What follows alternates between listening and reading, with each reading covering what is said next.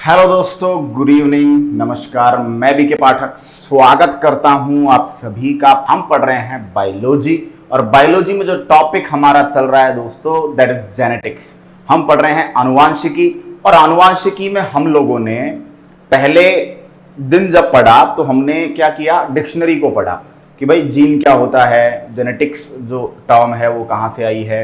उसके बाद समयुग्मजी, विषमयुग्मजी, homozygous, heterozygous, है ना, शुद्ध अशुद्ध किसे कहते हैं, प्योर इम्प्योर किसे कहते हैं। साथ ही साथ हमने पढ़ा कि सर अलील क्या होता है, युग्म विकल्पी क्या होता है। उसके बाद हम लोगों ने पढ़ा कि सर जीनोटाइप फिनोटाइप क्या होते हैं, लक्षण प्ररूप, जीन प्ररूप। F1 पीढ़ी, F2 पीढ़ी क्या होती है, प्रभावी या प्रभावी लक्षण क्या होता है। मेंडल की लाइफ से रिलेटेड हमने स्टडी की। मेंडल ने कौन कौन से 7 पेयर ऑफ कैरेक्टर्स को चुना अपने लक्षण, अपनी स्टडी के लिए, अपने एक्सपेरिमेंट के लिए। मेंडल ने किन 7 जोड़ी लक्षणों का चुनाव किया और उसके बाद मेंडल ने एकल संकर संकरण और द्विसंकर संकरण, मोनोहाइब्रिड क्रॉस और डाइहाइब्रिड क्रॉस में किस तरीके से जो जीनोटाइप और फिनोटाइप के अनुपात हैं, रेशियोज हैं, वो निकाले। पहले भी आपको बताया है कि जीनोटाइप और फिनोटाइप रेशियो ये ही सबसे इंपॉर्टेंट क्वेश्चन है जो आपसे मोनोहाइब्रिड क्रॉस यानी एकल संकर संकरण और डाइहाइब्रिड क्रॉस यानी द्विसंकर संकरण में पूछे जा सकते हैं। अब हमें बात ये करनी है भैया कि मेंडल ने जब ये एक्सपेरिमेंट किए तो दोस्तों मेंडल ने इन एक्सपेरिमेंट के आधार पर कितने नियम प्रतिपादित किए, 3 नियम। इन तीनों नियमों को मेंडल्स लॉ,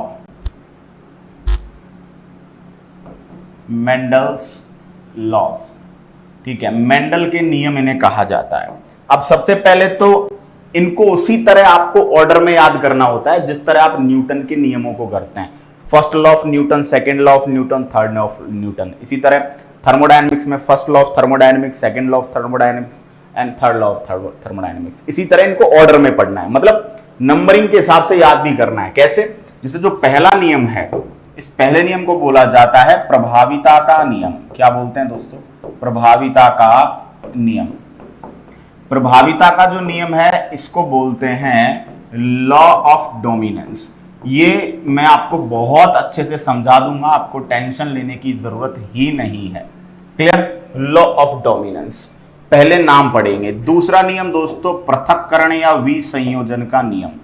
पृथक्करण या विसंयोजन का नियम, इसको एक नाम और देते हैं, पृथक्करण या विसंयोजन का नियम। पृथक्करण का मतलब होता है सेपरेट हो जाना। क्लियर? तो इसको बोलते हैं लॉ ऑफ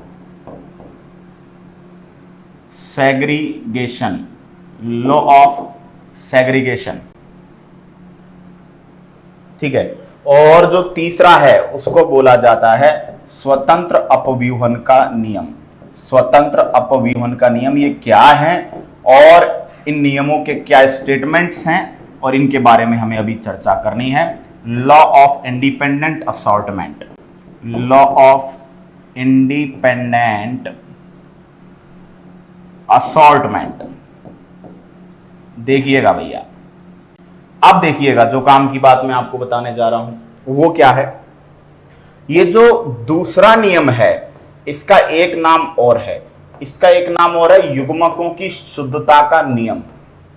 युग्मकों की शुद्धता का नियम, लॉ ऑफ गैमेट्स प्योरिटी। युग्मकों की शुद्धता का नियम, ठीक है।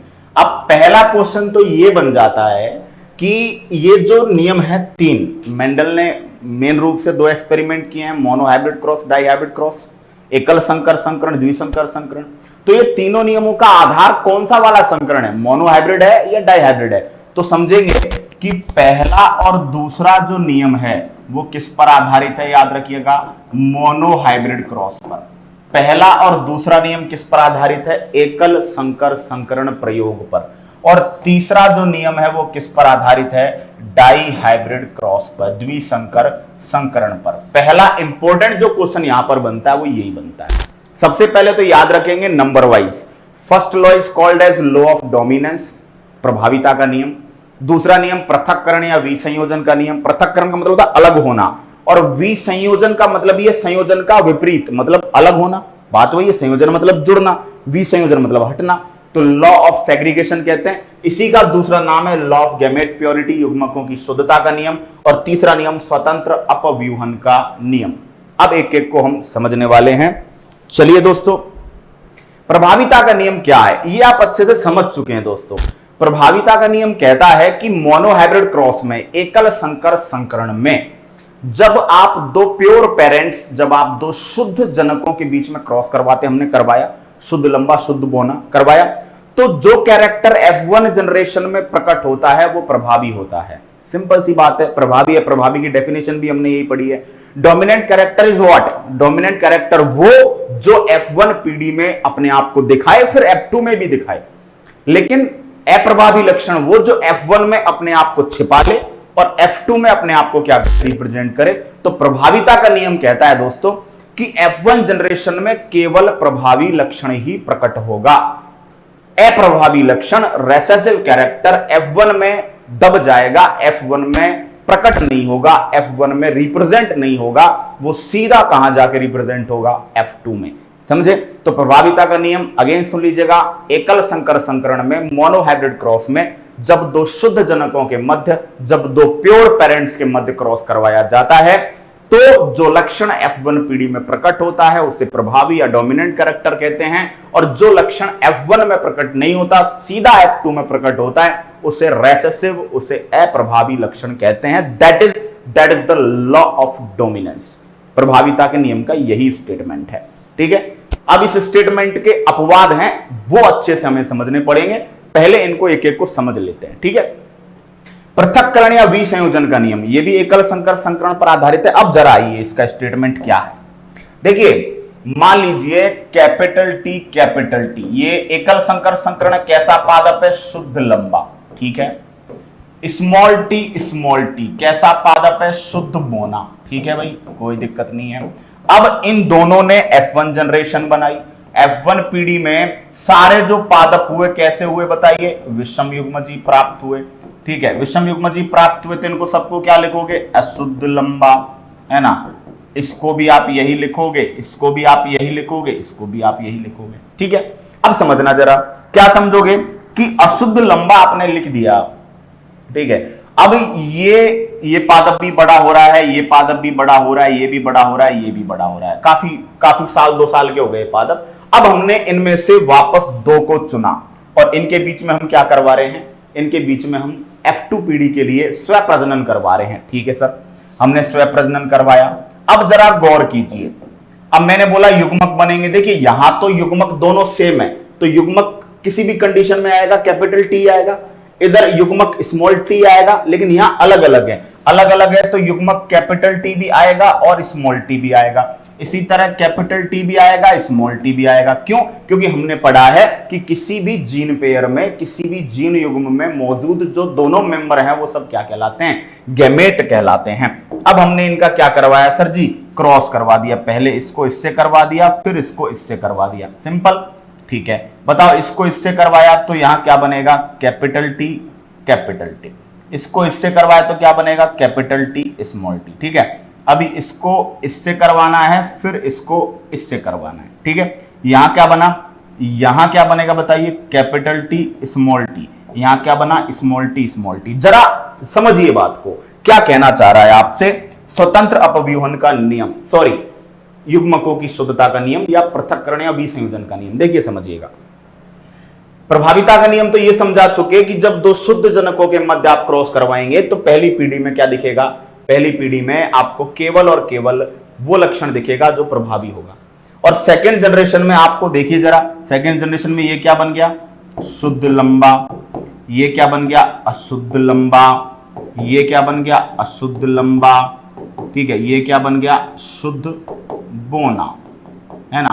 तो F1 पीढ़ी में बोनापन प्रकट हो गया। देख लिया आपने ये बात? ठीक है, देख लिया अच्छे से। अब देखिएगा, समझिएगा ये बात क्या, कि अब हमारे दूसरे नियम पर, दूसरा नियम करा स्वतंत्र अपव्यूहन का नियम। देखिए, ये शुद्ध लंबा पादप था, इसमें दोनों युग्मक थे कैपिटल टी। यहां दोनों युग्मक थे स्मॉल टी।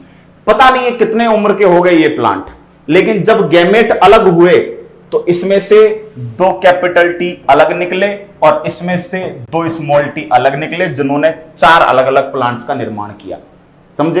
पृथक्करण मतलब युग्मक साथ साथ थे, लंबे टाइम से साथ साथ थे, लेकिन जब पृथक हुए तो एकदम शुद्ध अवस्था में हुए, एकदम प्योर कंडीशन में हुए।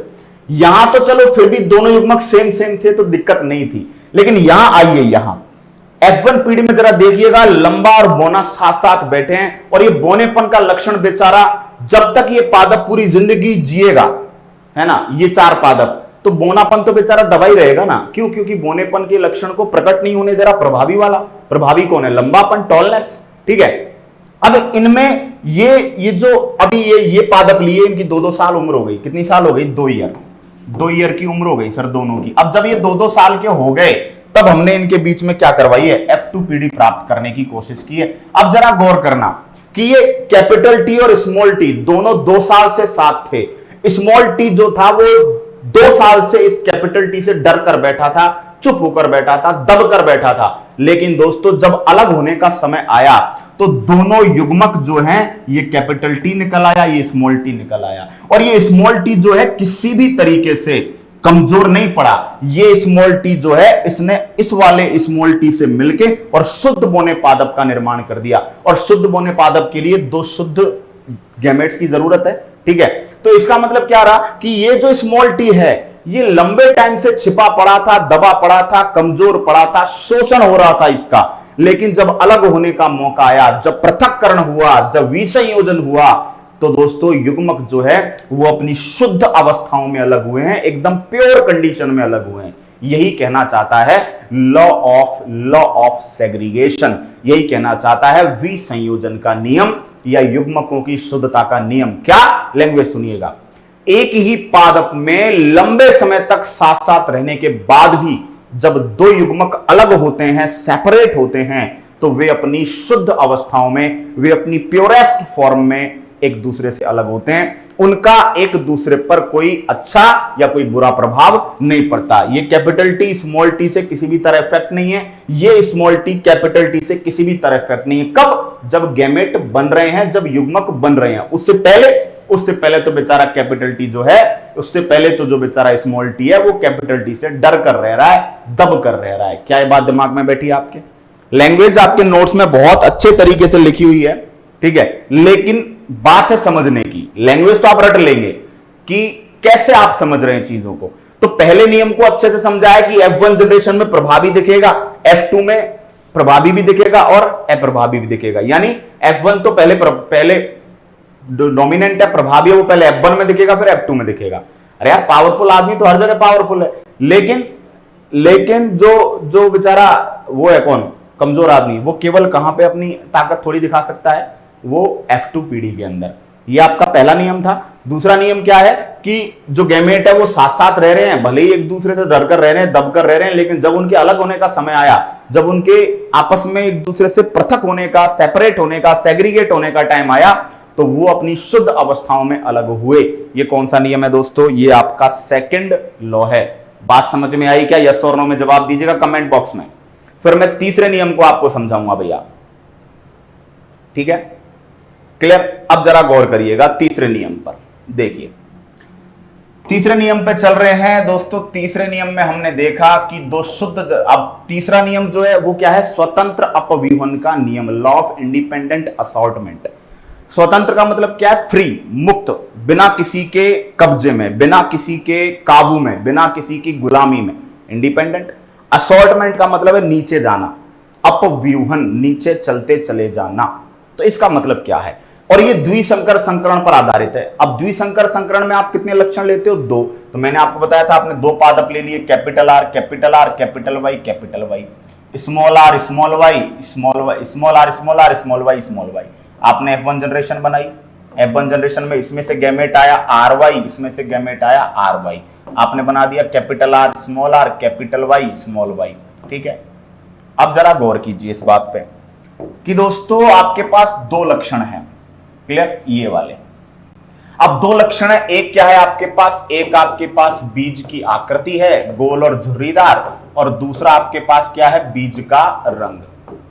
तो स्वतंत्र अपव्यूहन का नियम कह रहा है कि भले ही भले ही हम इन दोनों को एक ही पादप में, एक ही प्लांट में स्टडी कर रहे हैं, लेकिन आप चाहे F1 पीढ़ी बना लो, चाहे F2 बना लो, चाहे F3 बना लो, ये दोनों लक्षण एक दूसरे को इफेक्ट नहीं करेंगे, ये दोनों लक्षण एक दूसरे को प्रभावित नहीं करेंगे, सबका कॉम्बिनेशन अलग अलग चलेगा। ठीक है, जैसे मैं एक्सप्लेन करता हूं इसको। ये F1 जनरेशन आ गई, अब F1 जनरेशन से आप F2 जनरेशन बना रहे हैं, तो पहले युग्मक बनाएंगे। आपने युग्मक बना दिए कितने? 4, capital R capital Y capital R small Y small R capital Y small R small Y. ठीक है, इधर भी capital R capital Y small R, 1 second, capital R capital Y capital R small Y small R capital Y small R small Y. कल भी समझाया था, अब मैं एक दो एग्जांपल के तौर पे समझा देता हूं। देखिए ये क्या है, capital R capital R capital Y capital Y. ठीक है, ये क्या लिख दिया आपने, इसको क्या लिख दो, शुद्ध गोल पीला। ठीक है, क्लियर। अच्छा, capital R capital R capital R capital Y small Y. यहां गौर करिए जरा, देखो चेंज किस में आया, चेंज आया इसमें, क्लियर। लेकिन अब हम इसको क्या लिखेंगे, ये पूरा पादप जो है विषम युग्मजी हो गया, तो इसको हमने क्या लिख दिया, अशुद्ध। लेकिन दोस्तों ये जो कैपिटल आर ये क्या लिखा रहेगा, गोल। ये क्या हो गया, पीला।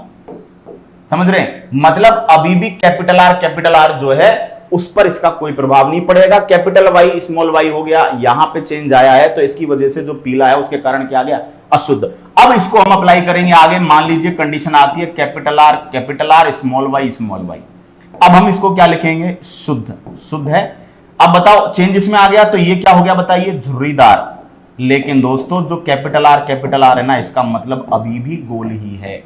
समझे क्या आप मेरी बात, समझे क्या मैं क्या कहना चाह रहा हूं आपसे? मैं कहना चाह रहा हूं कि अगर आपके पास दो लक्षण है, तो एक लक्षण में जो बदलाव हो रहा है वो उस ही लक्षण में बदलाव होगा, दूसरे में उसका कोई प्रभाव नहीं पड़ेगा। इसका मतलब ये जब लक्षण एक जनरेशन से दूसरी जनरेशन से तीसरी से चौथी जब जनरेशन में जाएंगे, तो भले ही साथ साथ जाएंगे, एक ही बस में बैठ के जाएंगे, लेकिन इनका एक दूसरे पर कोई प्रभाव नहीं पड़ेगा। तो तीसरे नियम का स्टेटमेंट सुनिएगा, स्वतंत्र अपव्यवन के नियम का स्टेटमेंट सुनिएगा कि जब सर द्विसंकर संकरण में, जब डाई हाइब्रिड क्रॉस में दो लक्षणों की वंशागति, दो लक्षणों का इनहेरिटेंस, दो लक्षणों का आगे की पीढ़ी में जाना, ये साथ साथ हो रहा हो, दो लक्षणों की वंशागति साथ साथ हो रही हो, तो एक लक्षण के आगे की पीढ़ी में जाने का जो सिस्टम है वो दूसरे लक्षण से पूरी तरह स्वतंत्र रहेगा, इंडिपेंडेंट रहेगा, उससे बिल्कुल भी प्रभावित नहीं होगा। ये कौन सा नियम है?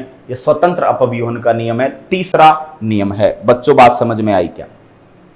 तो तीनों नियम समझ में आ गए होंगे। लैंग्वेज आपको मैंने लिखवा दी है। अब इंपॉर्टेंट बनता है इन तीनों नियमों में से किसके अपवादों को हम पढ़ें, किसके एक्सेप्शंस को हम पढ़ें। तो हम पढ़ेंगे एक्सेप्शंस ऑफ फर्स्ट लॉ। अब पहले नियम में समझिएगा, किसी भी नियम का अपवाद समझने से पहले आपको वो नियम समझना जरूरी है। तो हमारा पहला नियम क्या है? प्रभाविता का नियम। पहला नियम क्या कहता है?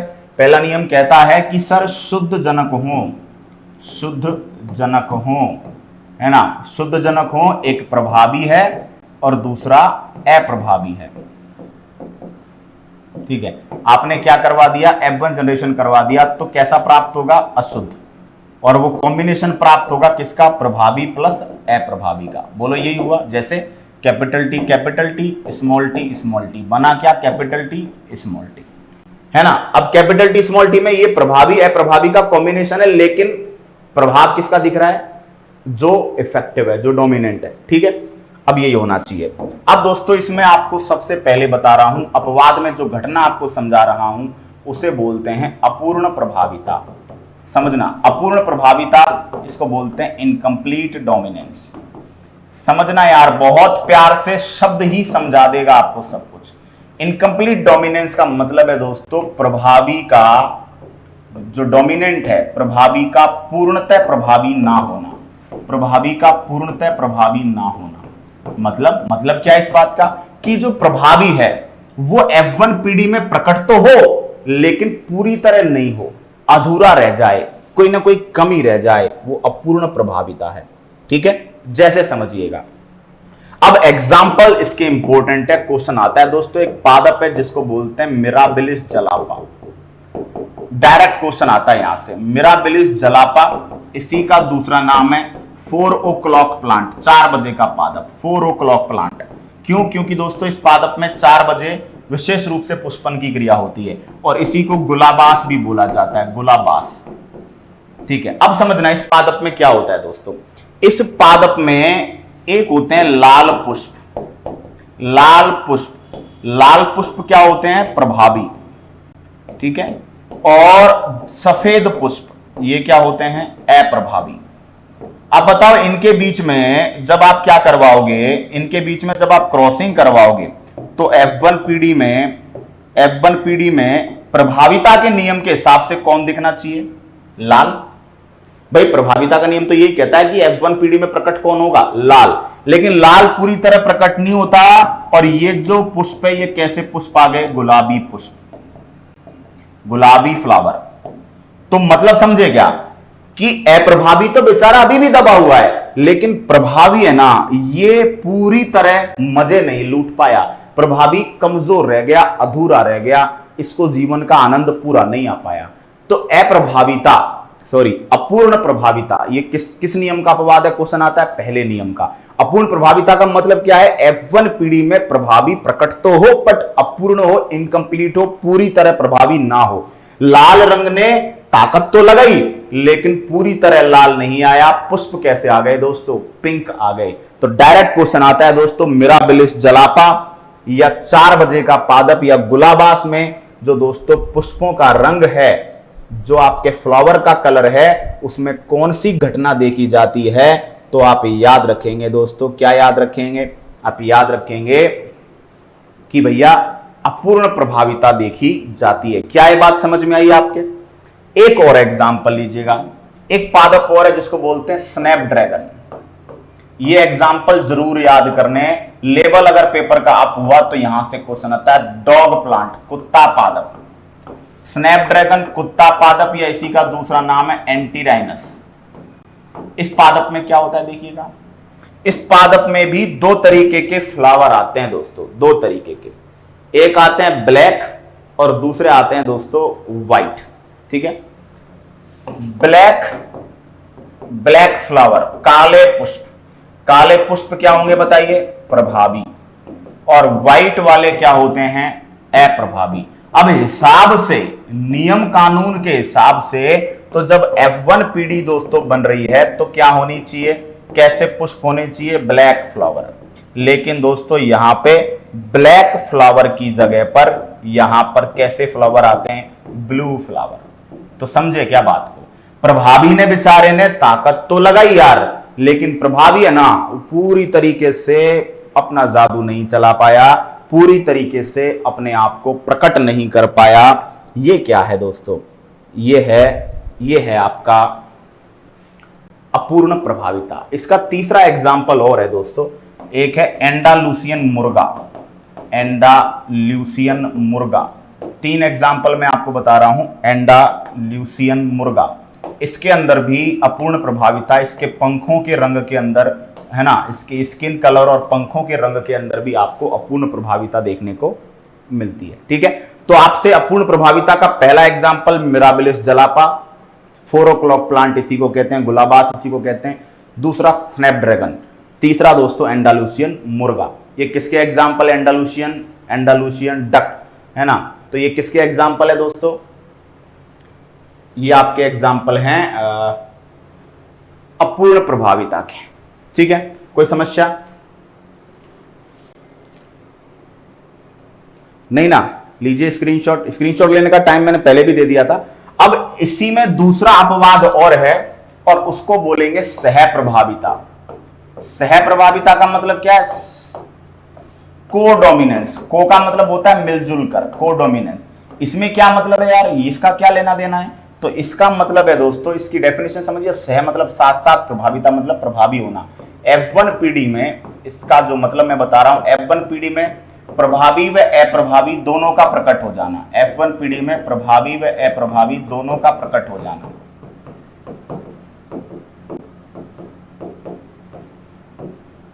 F1 पीढ़ी में प्रभावी अप्रभावी दोनों का प्रकट हो जाना। जैसे एग्जांपल मैं देता हूं, चितकबरे पशु, जो चितकबरे होते हैं ना, जिनको बोलते हैं मल्टी कलर्ड, है ना, चितकबरे पशु होते हैं जिनकी स्किन पे दो दो तीन तीन कलर होते हैं। तो एक कलर प्रभावी होता है, दूसरा अप्रभावी होता है, लेकिन जब F1 जनरेशन आती है तो प्रभावी अप्रभावी दोनों दिख जाते हैं, है ना। तो उनको क्या बोल देते दोस्तों, चितकबरे पशु। क्लियर। इसके अलावा मुर्गियों में 2 रंगों का पाया जाना, मुर्गियों में 2 रंग, मुर्गियों में 2 रंगों का पाया जाना। इसी तरह ए बी ब्लड ग्रुप, देखिए ए अपने आप में प्रभावी होता है, बी अपने आप में प्रभावी होता है, लेकिन ए बी के अंदर दोनों प्रभावी हो गए। तो जो आपका ए बी ब्लड ग्रुप है, ये भी किसका एग्जाम्पल है दोस्तों, सह प्रभाविता का एग्जाम्पल है। और इसके अलावा दोस्तों जो सिकल सेल एनीमिया का रोग है, हंसियाकार आरबीसी रोग, सिकल सेल एनीमिया, इसमें भी सिकल सेल एनीमिया, इसमें भी दो अलग अलग जो लक्षण है वो साथ साथ प्रभावी हो जाते हैं। तो चितकबरे पशु का मतलब मान लीजिए आपके पास पशु है जिसके अंदर ब्लैक कलर क्या है, ब्लैक कलर प्रभावी है और व्हाइट आपका अप्रभावी है। तो F1 जनरेशन में क्या मिला, F1 में जनरेशन में मिली कि काला पशु, काले रंग का तो पशु हो गया, और उसकी बॉडी पे व्हाइट क्या हो गए, स्पॉट, उसकी बॉडी पे सफेद रंग के क्या पड़ गए, धब्बे, छोटे छोटे, तो दोनों प्रभावी हो गए। ओके, तो ये क्या है दोस्तों, कोडोमिनेंस है। कोडोमिनेंस समझ पाए आप, क्लियर। तो ये किस नियम के अपवाद हैं, ये मेंडल के पहले नियम के यानी प्रभाविता के नियम के एक्सेप्शंस हैं। ठीक है बच्चों, कोई डाउट, उम्मीद करता हूं किसी भी टाइप का कोई डाउट आपको ना रहा हो। एग्जाम्पल्स जरूर याद कीजिएगा। अपूर्ण प्रभाविता में प्रभावी डोमिनेंस अधूरा प्रभावी हो पाता है, पूरी तरह अपना प्रभाव नहीं दिखा पाता, और सह प्रभाविता में प्रभावी तो प्रभाव दिखाता है, साथ में अप्रभावी भी अपनी थोड़ी बहुत चवन्नी चला लेता है। ठीक है, क्लियर। अब हम बात करेंगे एक घटना की, और ये घटना है दोस्तों सहलग्नता। पहले भी आपसे डिस्कस किया, फिर से डिस्कस कर रहा हूं। पहले ह्यूमन डिजीज में डिस्कस किया था लिंकेज, और दोस्तों लिंकेज जो अपवाद है ये है 3rd लॉ का अपवाद, तीसरे नियम का अपवाद, स्वतंत्र अपव्यूहन के नियम का अपवाद। देखिएगा दोस्तों, सहलग्नता है क्या, व्हाट इज लिंकेज। ठीक है, सहलग्नता के बारे में अगर मैं बात करूं तो दोस्तों सहलग्नता का मतलब है, सह का मतलब साथ साथ, लग्नता का मतलब लग जाना। सहलग्नता पादप की सबसे पहले बात करता हूं खोज। सहलग्नता की जो घटना है इसकी खोज की है बेटसन और पुनेट ने, बेटसन एंड पुनेट। और किस पादप में की, लेथाइरस पादप, लेथाइरस प्लांट में इसकी खोज की। और मोर्गन नाम के साइंटिस्ट ने ड्रोसोफिला जो मक्खी है, ड्रोसोफिला मक्खी पर इसके एक्सपेरिमेंट किए, ड्रोसोफिला मेलेनोगेस्टर मक्खी पर क्या किए, सहलग्नता के एक्सपेरिमेंट्स किए। अब समझिएगा यार, सहलग्नता क्या है, किसी गुणसूत्र के साथ। अब आपको पता है गुणसूत्र पर क्या पाए जाते हैं, बहुत सारे जीन, आपको पढ़ाया था कि बहुत सारे जीन हमारे क्रोमोसोम्स पे अटैच होते हैं। तो किसी गुणसूत्र के साथ कोई जीन है ना, इस तरह अटैच हो जाए कि वो गुणसूत्र आगे की जितनी जनरेशन में जाएगा उसके साथ साथ वो जीन अटैच होके जाएगा। सहलग्नता, साथ साथ लगे रहना, जन्म जन्म का साथ है तुम्हारा हमारा। तो वही बात हो गई कि किसी गुणसूत्र के साथ, किसी क्रोमोसोम के साथ कोई जीन इस तरह अटैच हो जाए, स्पेशली बीमारियों के जीन, रोगों के जीन किसी स्पेशल क्रोमोसोम के साथ कुछ इस तरह अटैच हो जाएं कि आगे की हर जनरेशन में वो उसी के साथ जाएं, और आगे की हर जनरेशन में वो अन्य जो आसपास के क्रोमोसोम्स हैं उनको भी प्रभावित करें, उनकी जो लक्षण हैं, उनके जो कैरेक्टर्स हैं उनको भी प्रभावित करें। जबकि स्वतंत्र अपव्यूहन के नियम में हमने दोस्तों पढ़ा है कि एक लक्षण जब जाता है तो दूसरा लक्षण जो है वो उससे प्रभावित नहीं होता। लेकिन दोस्तों जब सहलग्नता के कारण जो बीमारियों के जीन जाते हैं, वो बीमारियों के जीन जब किसी गुणसूत्र के साथ अटैच होकर जाते हैं तो वो अपने लक्षण के साथ साथ आसपास के सभी जो जीनों के द्वारा जो लक्षण कंट्रोल किए जाते हैं उनको भी प्रभावित करते हैं। इसलिए ये मेंडल के तीसरे नियम का अपवाद है। तो सहलग्नता क्या है, किसी भी गुणसूत्र के साथ, किसी क्रोमोसोम के साथ, किसी गुणसूत्र के साथ किसी जीन का, बीमारी के जीन का, रोग के जीन का अटैच हो जाना और आगे की हर पीढ़ी में, हर जनरेशन में उसके साथ साथ चले जाना, दैट इज कॉल्ड लिंकेज। उसे क्या कहते हैं दोस्तों, सहलग्नता कहते हैं। संलग्नता के कारण कौन कौन सी बीमारियां होती हैं? सबसे पहले हम बात करने जा रहे हैं हीमोफीलिया। अब समझिएगा दोस्तों, हीमोफीलिया के बारे में पहले भी कहा था, ब्लीडर्स रोग, हीमोफीलिया ब्लीडर्स रोग, हीमोफीलिया शाही रोग, रॉयल डिजीज। ब्लीडर्स रोग क्यों कहा?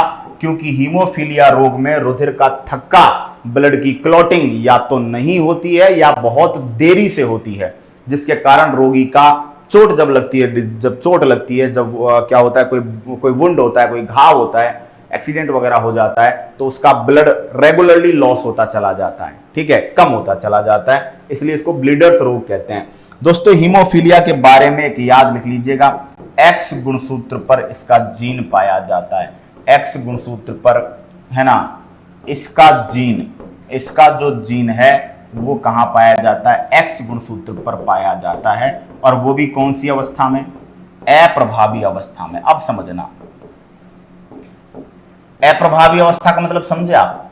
अप्रभावी अवस्था का मतलब है ये तभी अपने रंग दिखाएगा जब दोनों ही कंडीशन पे अप्रभावी होगा। क्योंकि बताया आपको, अप्रभावी केवल और केवल तभी अपना प्रभाव दिखाता है जब वो संयुग्मजी हो। अब समझिए, अगर हम पुरुष की बात करें एक्स वाई, तो ये क्या होता है? सामान्य पुरुष।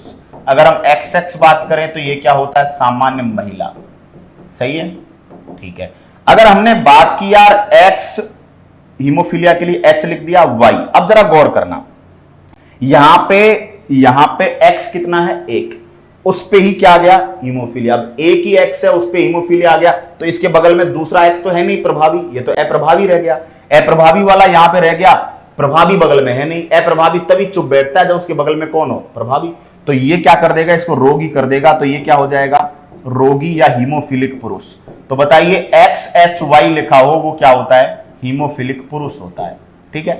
एक्स एच एक्स, अब जरा गौर करिए, एक्स एच एच पे जरा गौर करना यार, कि ये है महिला, लेकिन महिला में दो एक्स है, एक एक्स जिसपे एच है वो तो अप्रभावी है, और दूसरा एक्स प्रभावी है। तो बताओ, दूसरा एक्स इसको क्या कर लेगा? बचा लेगा, और दूसरा एक्स बचा लेगा, तो ये महिला रोगी नहीं होगी, ये महिला कैसी महिला होगी? वाहक। इसमें खुद में रोग के लक्षण नहीं होंगे, लेकिन ये आगे की जनरेशन में रोग को पहुंचाने का काम करेगी। तीसरी एक्स एच, अब महिला में दो एक्स है, दोनों पर ही एच आ गया, संयुग्मजी अवस्था है, इसको बोल देंगे हीमोफिलिक महिला। तो समझना कि एक्स गुणसूत्र पर जो रोग पाया जा रहा है, एक्स गुणसूत्र पर जो बीमारी पाई जा रही है, उसके केस में आप ध्यान रखेंगे कि उसके केस में महिलाएं अधिकांशतः क्या होती हैं? वाहक। क्यों? क्योंकि महिलाओं को रोगी होने के लिए जरूरी है कि उनके दोनों ही एक्स पर क्या हो? एच हो। जबकि पुरुष में एक ही एक्स होता है, उस पर भी अगर एच आ गया, हीमोफीलिया का जीन आ गया, तो पुरुष वहीं के वहीं क्या हो गया? रोगी हो गया। दोस्तों, रॉयल डिजीज इसलिए कहते हैं हीमोफीलिया को, क्योंकि महारानी विक्टोरिया के वंश में, महारानी विक्टोरिया के जीन क्रम के अंदर, आशीष गॉड, भाई जेनेटिक्स तो प्लांट्स में भी चलती है, जेनेटिक्स एनिमल्स में भी चलती है, लक्षणों का एक पीढ़ी से दूसरी पीढ़ी में जाना, ये प्लांट्स में भी चलता है, एनिमल्स में भी चलता है। समझ रहे हैं? क्लियर? मेंडल ने जो एक्सपेरिमेंट्स किए वो प्लांट्स पे भी आपके लायबल हैं और एनिमल्स पे भी, ठीक है। लेकिन धीरे धीरे करके जब अपवाद पता चले तो प्लांट्स में भी निकल के आए, एनिमल्स में भी निकल के आए, ठीक है। चलिए, क्लियर? तो हीमोफीलिया रोग भी हम मानव में ही पढ़ रहे हैं। तो हीमोफीलिया डिजीज, इसका जीन कहां पाया जाता है दोस्तों? एक्स गुणसूत्र पर। और हीमोफीलिया रोग में एक्स गुणसूत्र का जीन कैसी अवस्था में है? अप्रभावी। यानी अगर दो एक्स हैं तो तभी दादागिरी चलेगी जब दोनों पर हीमोफीलिया है। अगर एक एक्स है ना, और दूसरा उसके पास, जैसे एक एक्स है, इस पर हीमोफीलिया का जीन है, दूसरा एक्स है, वो अगर हीमोफीलिया के जीन के बिना है तो वो दूसरा वाला प्रभावी हो जाएगा और वो इसको दबा देगा। लेकिन पुरुष में एक ही एक्स होता है, उसमें हीमोफीलिया आ गया, वही कर देगा खेल सारा, ठीक है। क्लियर? बात समझ में आ गई यहां तक? हीमोफीलिया रोग में रुधिर का थक्का नहीं जमता।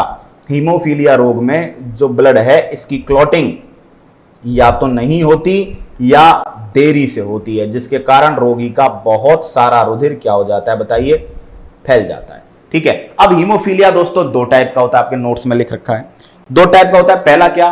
पहला होता है दोस्तों थ्रोम्बोप्लास्टिन प्रोटीन की कमी से।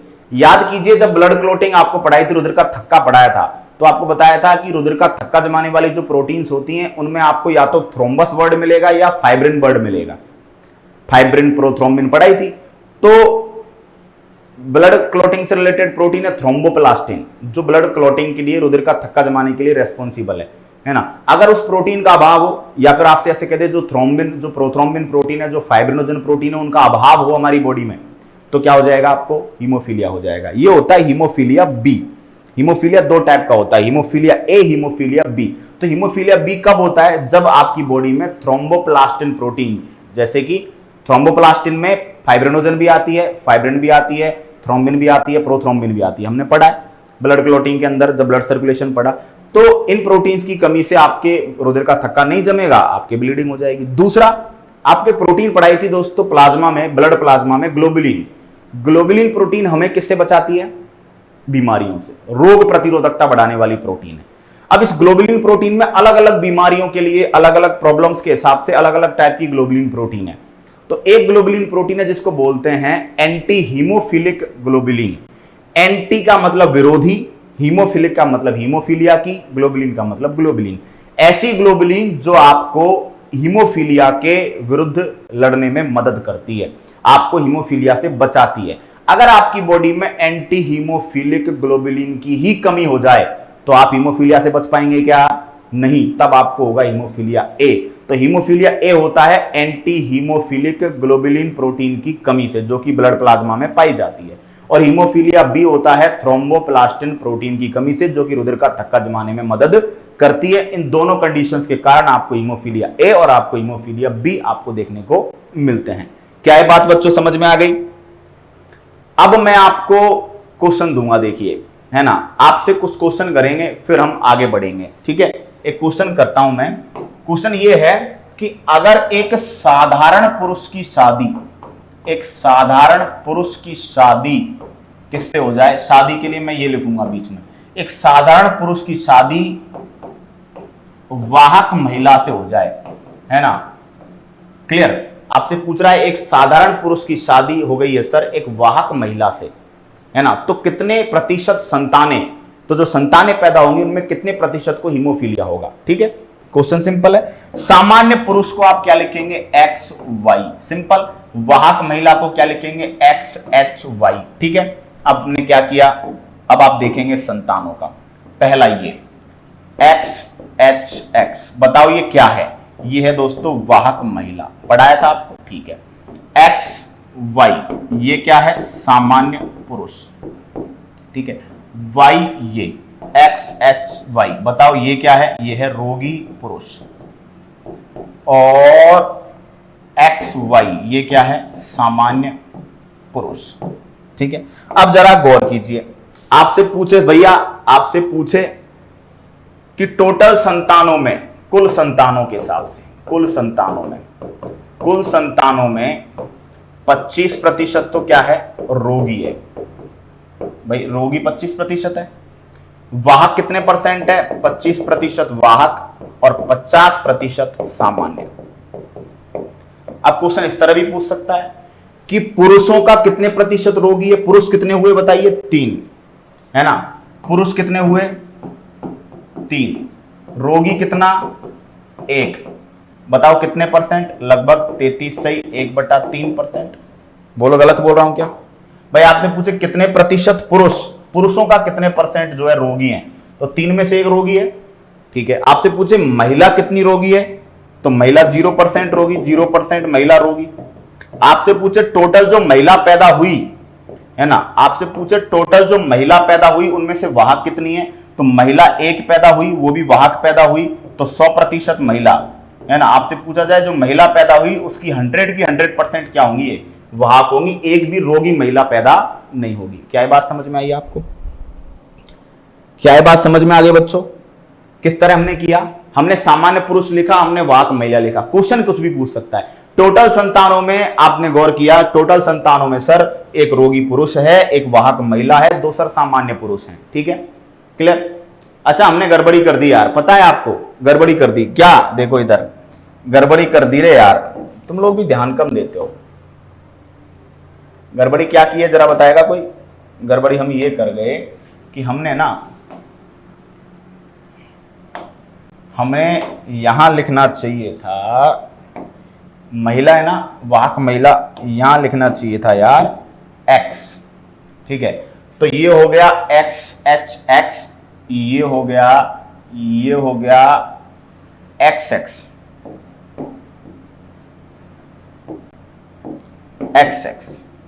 ये हो गई सामान्य महिला।